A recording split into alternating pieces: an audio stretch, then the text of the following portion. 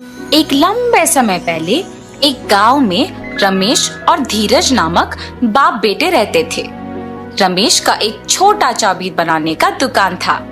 धीरज भी छोटी उम्र से अपने पिताजी के साथ रह के चाबी बनाना सीख के उनके साथ बनाता था। एक दिन धीरज और उनके पिताजी अपने दुकान में काम कर रहे थे जब एक आदमी आता है। मेरे घर का चाबी खो गया, मेरे साथ आके ताला खोलोगे? धीरज, बेटा तुम यहीं रह के दुकान को संभालो, मैं जाके घर का ताला खोल के आता हूँ। ऐसे कहकर उस आदमी के साथ जाता है। बहुत दूर चलने के बाद, यही मेरा घर है, ताला खोलिए। उसी गांव में पले पड़ने के कारण रमेश को उस गांव में रहने वाले सारों के घर अच्छे से पता था।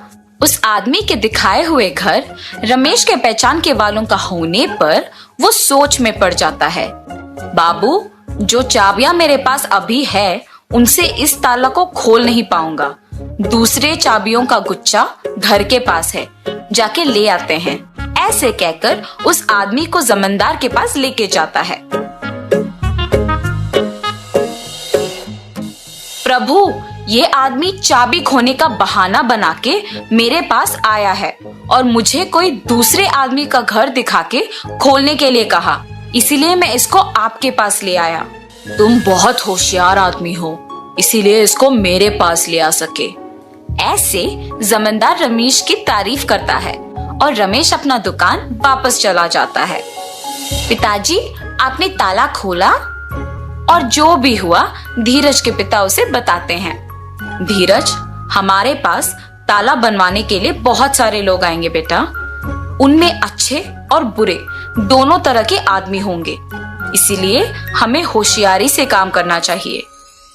कुछ साल बाद धीरज के पिताजी का देहांत हो जाता है और धीरज अकेले ताला बनाते हुए दुकान चलाता है।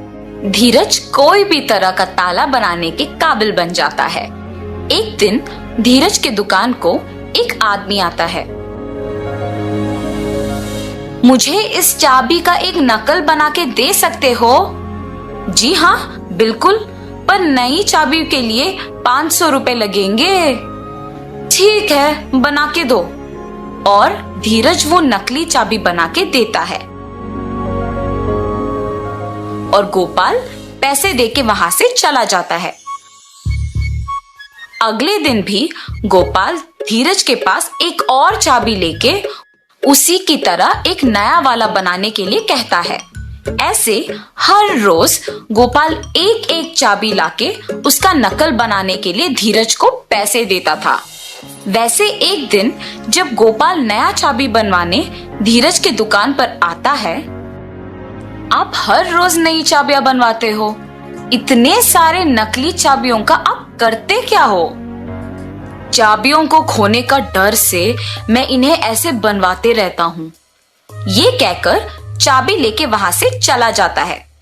एक दिन जमींदार के पास उनके कुछ प्रजा आते हैं।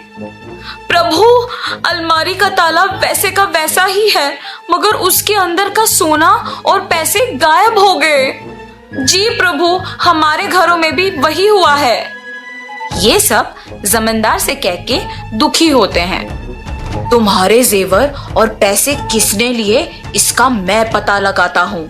आप लोग मुझ पे भरोसा करके घर वापस जाओ। जमींदार के बातों का यकीन मानकर प्रजा वापस घर जाती है। सैनिकों, तुम लोग भी इनके पीछे पीछे जाओ। थोड़े दिन इन सब पे नजर रखो, किसी दिन तो वो चोर पकड़ा जाएगा। जी प्रभु। सैनिकों ने जमींदार का कहा किया और सब पे नजर रखे रहे।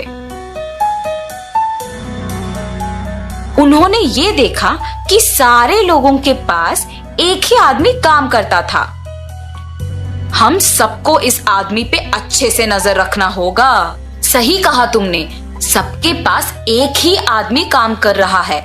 इसको खोए हुए जेवर और पैसों के बारे में जरूर कुछ पता होगा।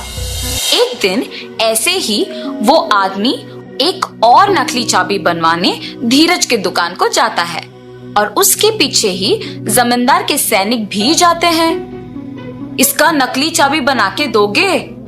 ठीक है, थोड़ी देर इंतजार कीजिए, बना के देता हूँ। धीरज चाबी को बनाते हुए सोच में पड़ जाता है। मुझे इस आदमी पे शक है, पर इसके वजह से मुझे बहुत पैसे मिल रहे हैं। वो इन चाबियों के साथ कुछ भी करे, मुझे क्या।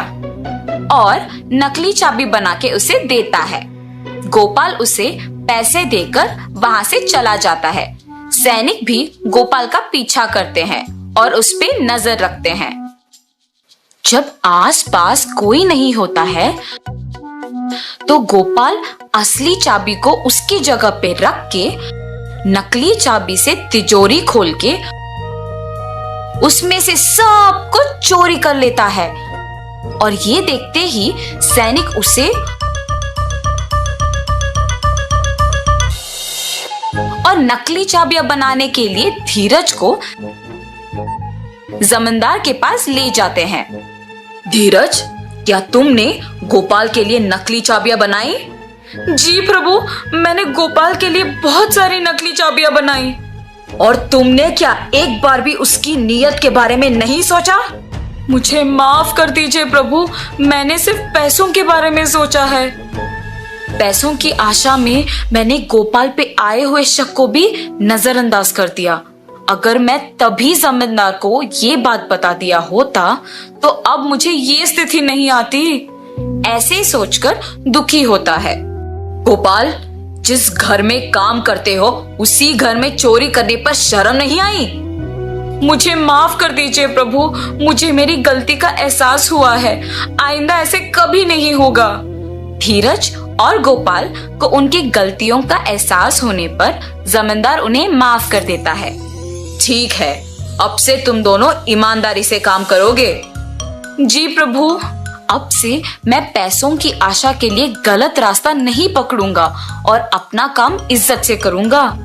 अब से मैं किसी को भी धोखा नहीं दूंगा और ईमानदारी से काम करूंगा। ऐसे धीरज और गोपाल अपने अपने काम इज्जत और ईमानदारी से करते हुए खुश रहते हैं। तो इस कहानी का नैतिक क्या है बच्चों? किसी को गलती करते हुए देखना उतना ही गलत है जितना खुद गलती करना होता है। इसीलिए इज्जत और ईमानदारी से काम करो।